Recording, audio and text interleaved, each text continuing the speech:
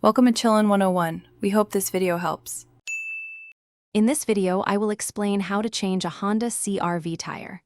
First, ensure your safety by parking on a level, stable surface away from traffic.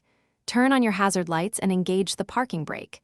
Gather your essential tools, the jack, lug wrench, and your spare tire. Being prepared makes the process much smoother and safer for everyone involved. Before lifting the car, use your lug wrench to loosen each lug nut about 1/4 of a turn. Do not remove them yet. Next, find the designated jack points on your Honda CRV's frame, usually near the flat tire.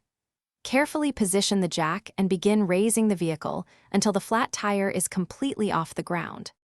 Now that the car is lifted, you can fully remove all the lug nuts and carefully take off the flat tire.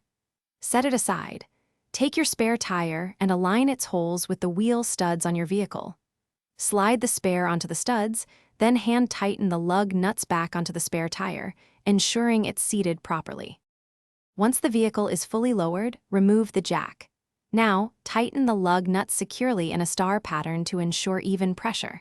This is crucial for wheel stability.